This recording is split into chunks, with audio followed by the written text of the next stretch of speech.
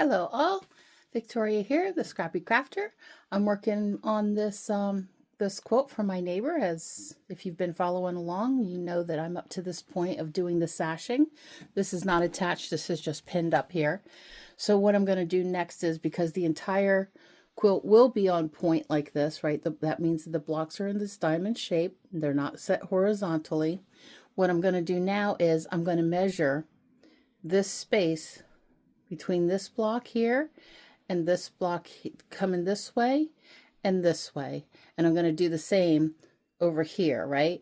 And then that means when I attach it, it's going to be one straight shot. So then I have to measure this point over here, if you can see it where my finger is, imagination, all the way up and over to the tippy top. I know it's a little floppy because it's very long this way.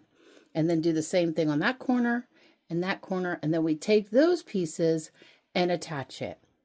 So let's get started. Okay, so as you can see, I know it's kind of weird looking because it's floppy there and there, but I've attached those pieces there, and now I'll attach this row and that row and make it one big square. And then I can just add strips here on the corners and then square them off to make it a big rectangle. I'm back. Okay, I have sewn it all together, and this blue block is considerably smaller than the other ones. So what I've done is I've just left the seams open like this, because if I trim this, I'm going to lose all this, right? So I have a little bit of this blue fabric here. I'm just going to make a strip to go right here. I think that's what I'm going to do. Or I'm just going to make it white. So we'll see. I'll lay it out and see what happens. Okay, so I've taken the blue, that's this little corner piece here, and I just snuck it in there. I'm thinking that could work. Once that seam gets in there, it's just going to be a little tiny strip. You know, double seams once the seams are all done. And I really don't know. I don't think it's going to make a difference. I don't think you're going to see it and be like, oh my God, because these are like, there's a seam there. This is a very patchy, they're very old. This one's all holey and stained. I'm afraid to wash it. I can't clean it. I'm going to leave that up to my neighbor. But this one I know is loaded with seams. I think it's this one. Yeah, there's one there. That I felt another one. Maybe there's not. That one. This one's got a few, I think. Maybe.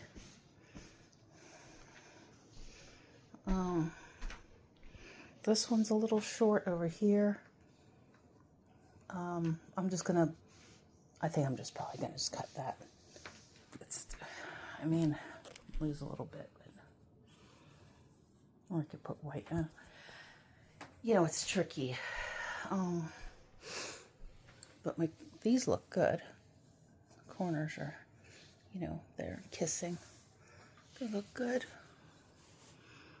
So, oh God, don't look at my hands. Whew. The hands don't lie. So I think that's how I'm going to fix this problem with this being such a teeny tiny little block. It was not square. These are very old. They're hand pieced, hand sewn together. This thing is, this is the one that's loaded with the seam. There's a seam there. There's a seam there. There's one there. I thought it was that one, but I guess I was wrong. It can happen. So this is how I'm fixing this problem. Okay, so what I've done here is I've got the quilt laid out. I've attached this one corner on and have it trimmed. And it was a little bit of a trick to it. So you have to fold the quilt in half, find the center, right? Which will be, you know, follow the points that are, you know, are square, right? Lay it out flat, lay it out flat,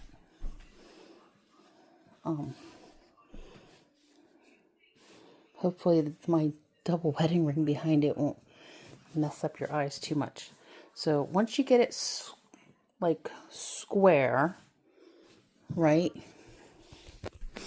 Then what I did was I found out, I measured it, and it was going to be 44 inches from here to there. So then I just took the width of the fabric because I had only just a little bit of this fabric left and I wasn't sure.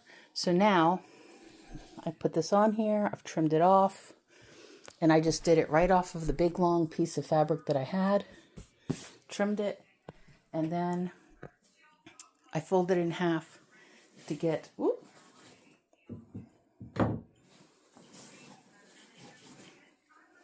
oh, it's over here, to get the other half, which looks like this. So it's this same shape. They mirror each other, or they, you know, it's the same. So then this is going to go from here to here. And I'll be right back. Okay, I'm back. So now you can see what I've done is I did this corner first, and then I did this corner over here, right? Because it mirrors the other corner. Okay, so now hopefully I have enough fabric left, I'm hoping, to do this corner and that corner. And if you have to use a bed like I am, because my space here is limited, make sure you're cutting on your cutting mat. Don't cut, you'll cut right through your quilt. You'll cut right through your bed, whatever. And, you know, I have a plenty of room here, space here for the quilter.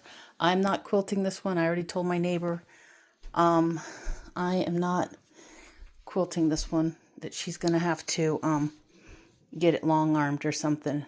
I'm not able to do it.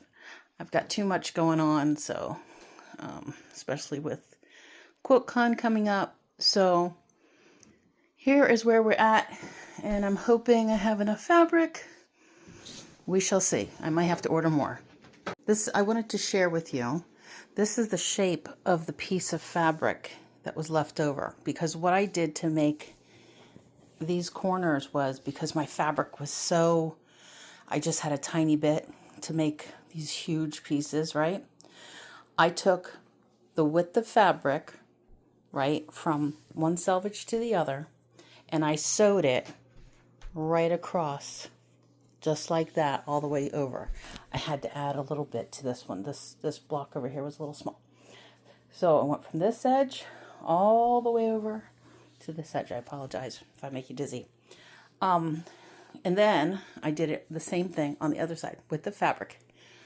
And what I did was I took my fabric and I did it on the flat edge, right? And then I did it on the other end. So I have these big pieces in between that turns out to be, it looks like it's going to work. Okay, I flipped it over and I put this edge along this edge here, and there is enough. Now here's the tricky part to keep in mind when you're doing this. This point, it doesn't really have a point on it, right? This piece here, you want to have it really try to line it up to your center block.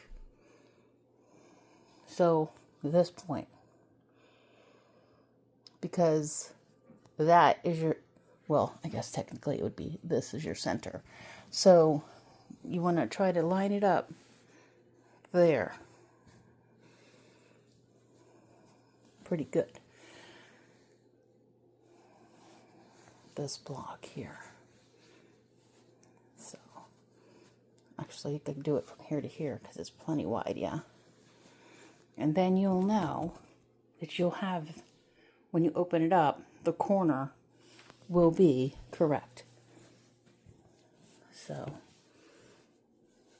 try it. And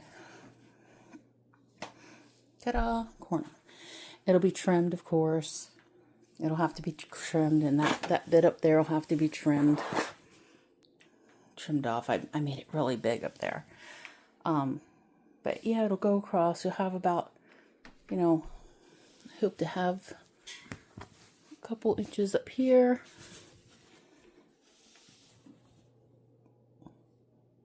Yeah. No, I was wrong. I'm sorry. So you want this, I was right the first time. You want that point to come and be there, touch there, right to the center. So if we push this over, then you're going to know. It's a little oversized, but this is the right area. So I've got a couple inches, about an inch on the other side. Oh, maybe not. I've got to, yeah. So when you fold it like that, you can see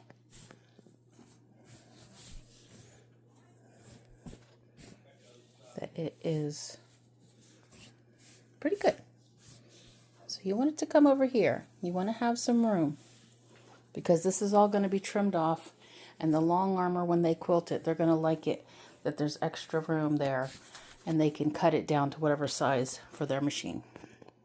Okay, we're back, and I have attached this corner over here. It's actually under this one, and this is going to help me to cut this. I did not feel comfortable with cutting it off because, you know, I want to make sure that I have enough for the other corner. So make sure it's all lined up. And again, because this is diamond, and when you're working with these blocks that are on point, don't pull them. You'll stretch the fabric. So keep that in mind when you're sewing and cutting, laying it out, everything. Be very gentle. So we get these all lined up here. This is our center. And then we're going to cut that corner off. Not this corner that I sewed on, but this extra fabric here. And then this will go over, attach to here. All right, so I've put out the other corner, and now I've folded it to where these center blocks line up. Here and here. And again, you want to make sure you've got it folded right on that little, right in the middle, right in the center. Because what we're going to do is trim away all the excess. So it's a nice clean line. Let me back up. Why is it so close? So we're going to, and I am going to actually fold it again. Okay, so I folded it up into a block. Again, this is the center here, right? So we want to try to make that square as possible before we cut anything. Because what we're going to do is, this is the easiest way. You're going to cut it right up the end, right up there. And then you're going to turn your cutting mat, and you're going to cut that. All right, I'm back. It's all done. So this is it. It measures 80 inches long by 70 inches wide, and I think, to me, it looks good. I know it's got seams in it and stuff, but you know, we're going for progress over perfection here. I think it's going to be a beautiful quilt, and I think my neighbor's aunt's really going to be pleased with it. Now, this is the way I did it. If you have a better way, please share it in the comments. I'd love to hear it. Please like, share, and subscribe. Have a beautiful day. Bye. This was all I had left over. So, I really used that fabric very carefully, because there really wasn't a whole lot for me to work with there towards the end. So, but I got some nice scraps left over, so maybe I'll do something else with it. We shall see. Stay tuned.